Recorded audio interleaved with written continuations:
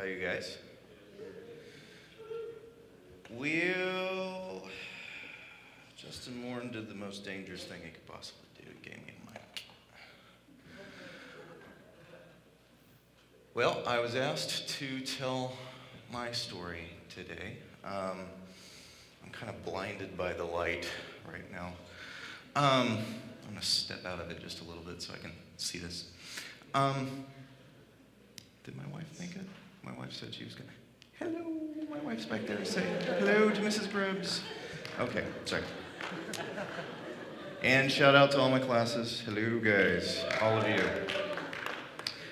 All right, on with my story. My life is not super interesting, to be frank. I haven't climbed any mountains, fought any battles. If you dig into my biography, it is fairly churchy and unremarkable. Not gonna lie, not a lot of interesting stuff there. But you'll notice that I've chosen an image to start off my story. The image of books. Yes, books. All my life I have been the boy who read. The one who found himself in books, who defined himself by books. I remember I was probably about 8 years old. This was the point at which I visited the church library every Sunday, checked out my 10-book limit, brought them back on Wednesday, checked out my 10-book limit again. And someone in my Sunday school class said, "You're a bookworm." I said, yes I am. You mean this is an insult? What? That makes no sense to me. So yeah, from early on, I found myself in books. Now, I found myself in particular books, all right? I was never particularly large. I was a small child. I was never particularly brave or physically talented in the kinds of ways that were valued in the male circles in which I ran. And so, yeah, I looked for role models in books, and I found one fairly quickly. Encyclopedia Brown. Anyone? Encyclopedia Brown? Yeah? Okay, all right. If you do not know Encyclopedia Brown, you're welcome. I've just introduced you. These books changed my life, all right? Encyclopedia Brown, his real name is Leroy. Yeah, that's why he goes by Encyclopedia. He's a reader. He reads and he remembers what he reads. And because of that, he becomes a boy detective. He starts a detective agency in his own garage. 25 cents per case plus expenses. No case too small. His sidekick Sally handles the ruffians who threaten him physically because she's the only one that can clean their clocks. Yeah. The female muscle, anyway, yeah, I love that. In this particular story here, that fellow with the jughead hat, that's Bugs Meany. He's the recurrent villain. In this case, he's trying to snooker some poor neighborhood kid into trading his bike for a genuine pirate sword, which turns out to actually be fake, and Encyclopedia Brown knows why. Anywho's, I loved Encyclopedia Brown because his strength was his books. His strength was his knowledge and the fact that he had a memory like a steel trap. And at the end of each story, there was always one fact that he'd read somewhere that came up and became the key to which he would use to unlock the mystery. I absolutely love these books, and I saw myself so much in Encyclopedia Brown that a friend of mine and I, Christopher Evans and I, we actually printed up our own business cards and passed them around his neighborhood. We actually got a case once. We didn't solve it. But yeah, Encyclopedia Brown. Other people I found myself in. This one's kind of important. Bilbo Baggins, yeah. The Léobit, as they say in French. I actually have a French hobbit. I thought, I'm going to learn French so I can read my French hobbit. And I never got further than the title, Léobit.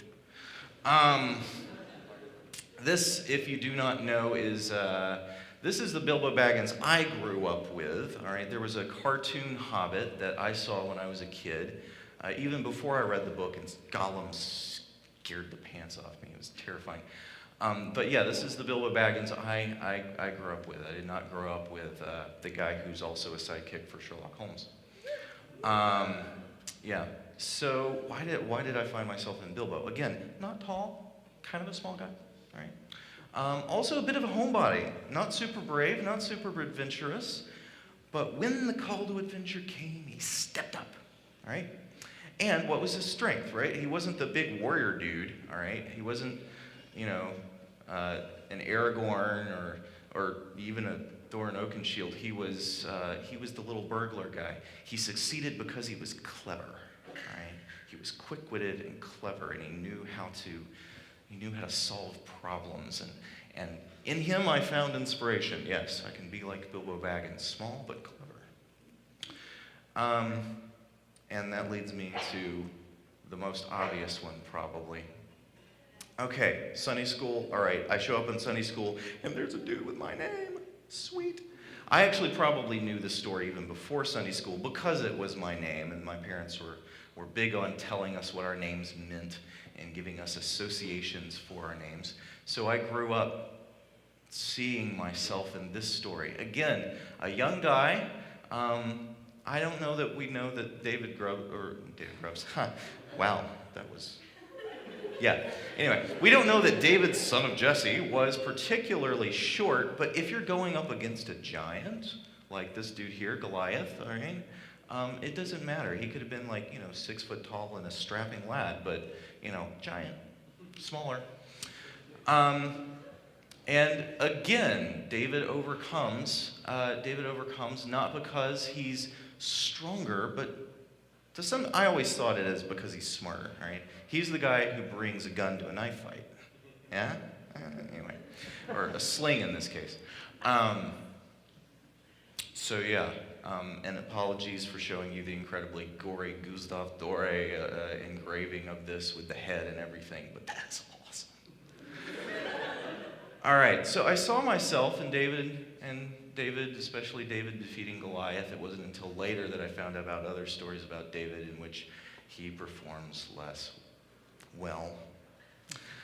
Now, maybe you're detecting a pattern here. I keep finding myself in stories in which I win. And not only that, but I keep finding myself in stories in which I'm the main character. What happens if you build your life around that?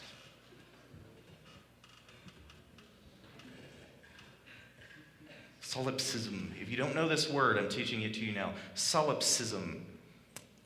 Technically, in philosophy, solipsism is the belief that only the self exists.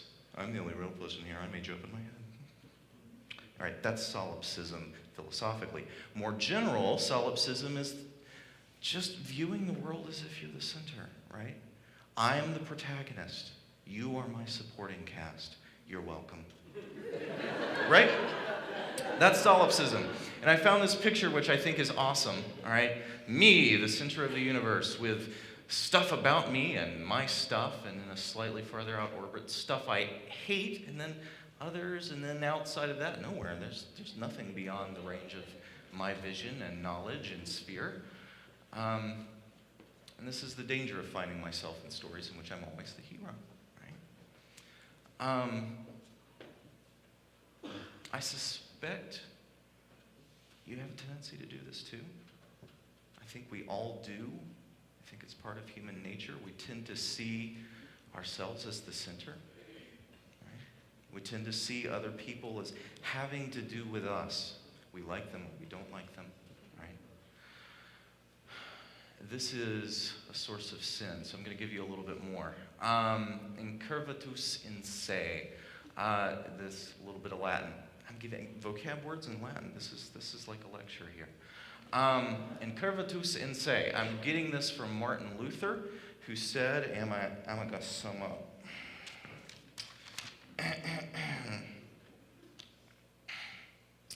Our nature is so curved in on itself, and this is a summary, that it uses all else, even good things, even others, even God, for its own sake.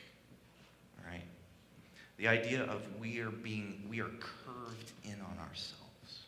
All right? Our desires are me-ward. Okay? Even if I do good, so often it's because I feel good doing good. And because I look good doing good. Yeah, all right? Incurvatus in se, it's a great way to think about your own sin in a way that's not a list, right? A list of the things you aren't supposed to do. Those are the works of sin. This is where it comes from being curved in on yourself. It's where everything is about you and what makes you happy. And I stuck Martin Luther in this kaleidoscope because I think this is a perfect image of how the world looks when you're stuck inside your own little world of me, the hero, me, me, me, me. You just kind of disappear off into a magic mirror world, this void of your own inner being.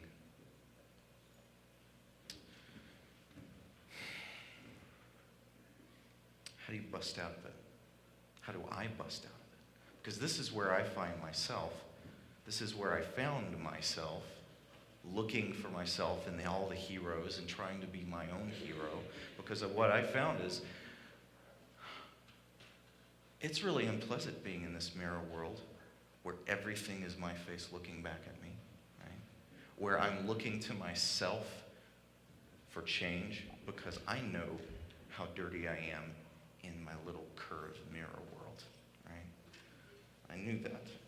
And even my attempts at self-improvement were just more of the same, all right? They were just attempts to make me the hero that rescues me.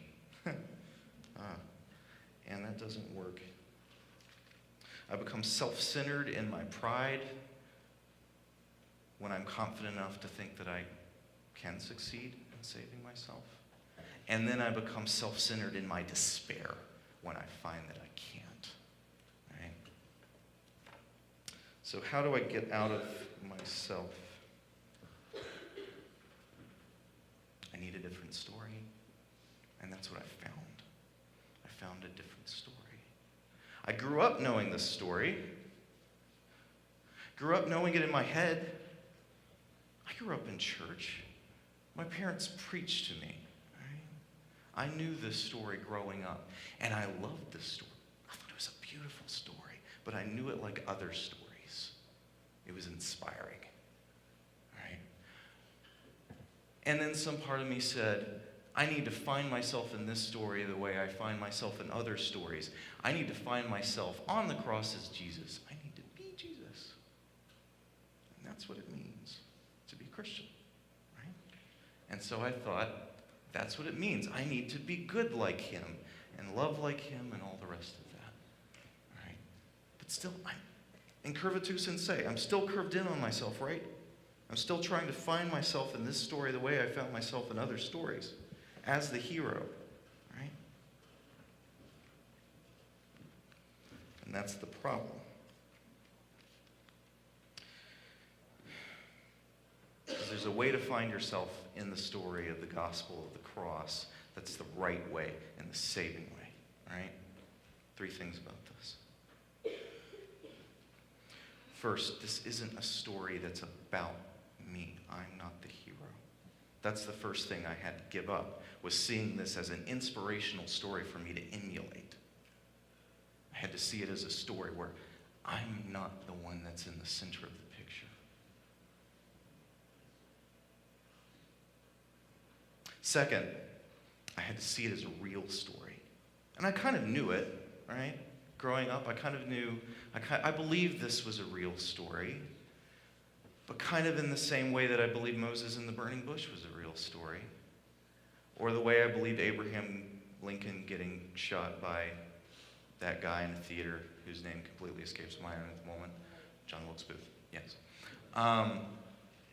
It was historical, and it was inspirational, and that was the kind of factual belief that I had in this story. There was one final key that when I got it, then I knew where I belonged in it, right? Not only is this story not me, I'm not at the center, I'm not the hero, And not only is it true, but I'm in it. And I was already always in it. I'm in that picture, but I'm not the one on the cross. I'm the one raising it.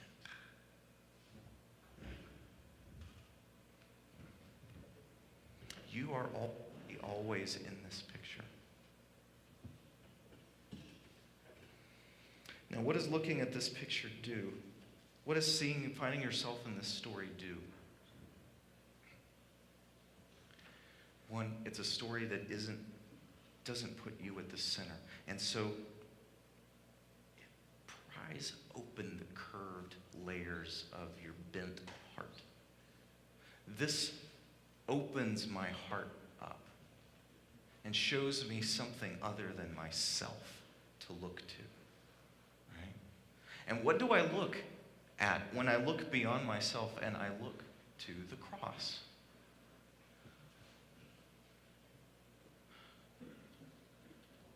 I see love and justice and mercy all mingling together. I see God who became man, who lived the life I ought to have lived, couldn't. And died a death I ought to have died, but couldn't for me.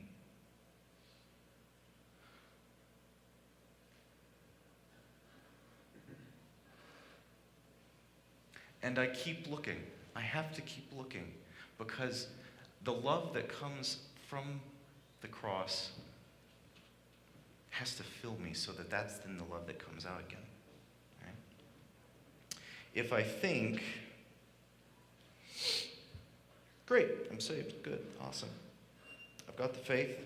Now I need to fix myself. I'm back in myself again. I'm trapped again, right?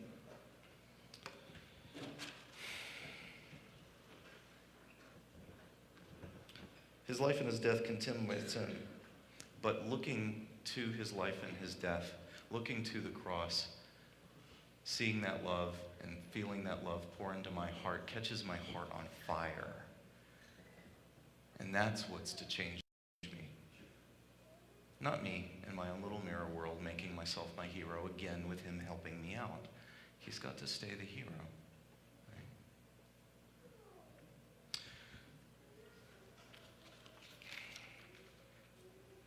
So,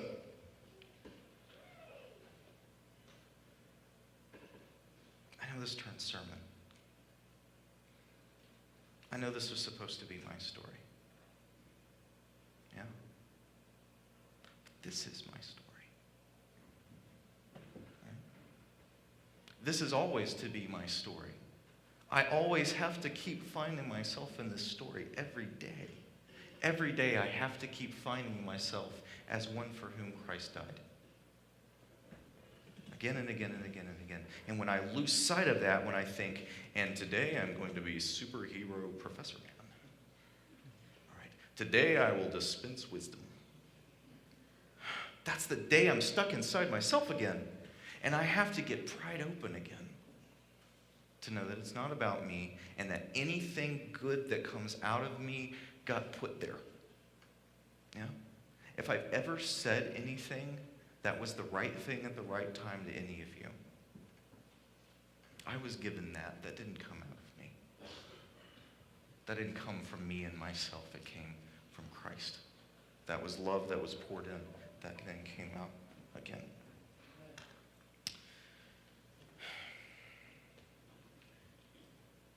If you've not found yourself in this story,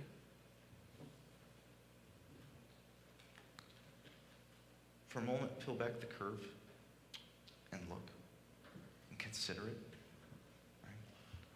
Right?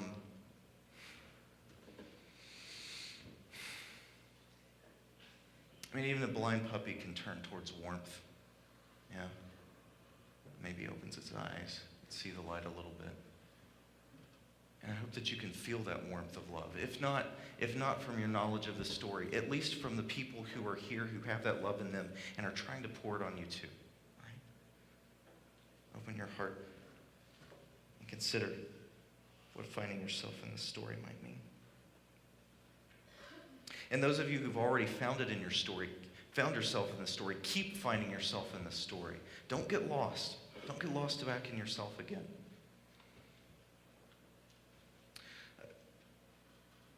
Even my good deeds, even your good deeds can become sin when you start seeing them as ways for you to be awesome. And you start seeing your other people as opportunities for you to look awesome. 1 Corinthians 13, even if I give all my goods to the poor, but if I don't have love, I'm nothing, right? You have to keep being in that story. And so I repent again. I find myself in the gospel. I look to the cross. I find myself in that story. I find my story already in that story. And I let Christ's love open my clenched heart again. And this is how I get victory, right? Not by being Bilbo Baggins, though I love Bilbo. And I do try to emulate Bilbo to a certain degree. Not by being Encyclopedia Brown, though I am still a lot Encyclopedia Brown, believe you me. All right? But I get victory by realizing that my story is part of another story. All right? This is how we're going to get victory. If we look at like the David and Goliath story, but we don't find ourselves in David. We find ourselves in that guy, right? I'm that guy. I'm in that story too, in that sense. Christ's victory makes my victory possible. It energizes me. It makes me able to do more than my curved heart could have ever imagined. Did I just do that? But you get the point. So, that's my story.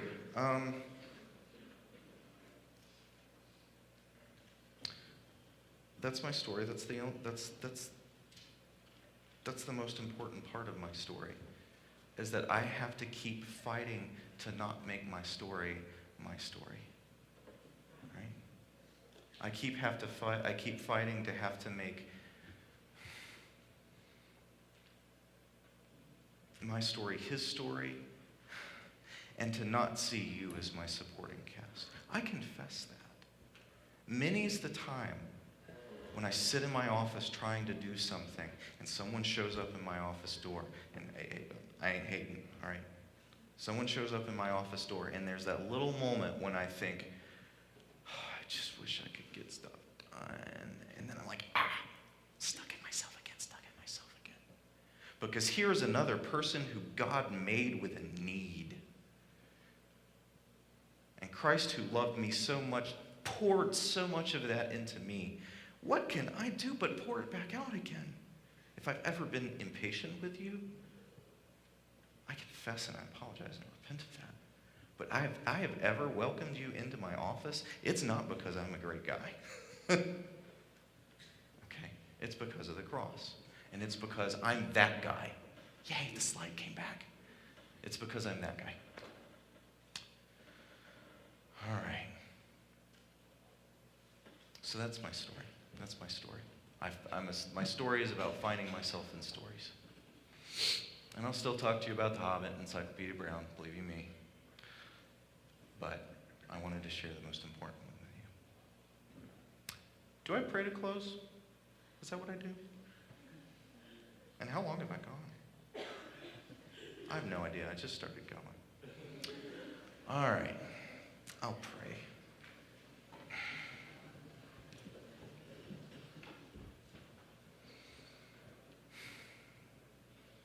My Lord Christ, I do believe you and I do thank you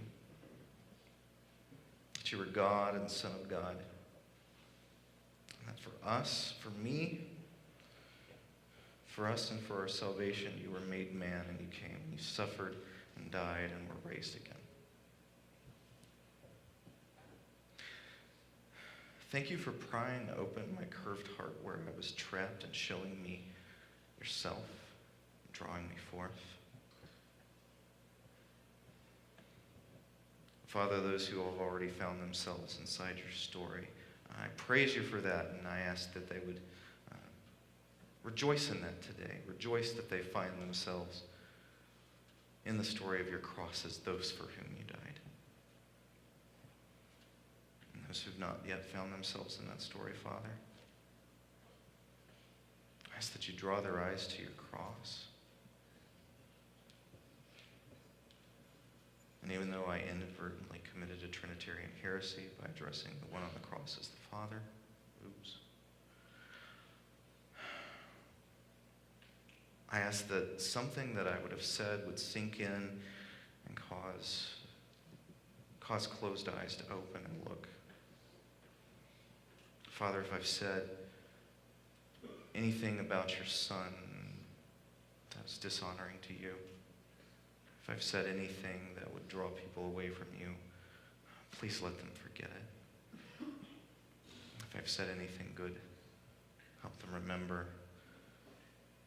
And those who've embraced your truth, help it to be cause of praise. And those who've not yet, help it to haunt them and to continue returning, to draw them forth from themselves. Be with us as we continue to praise you in this hour. In your Son's name, amen.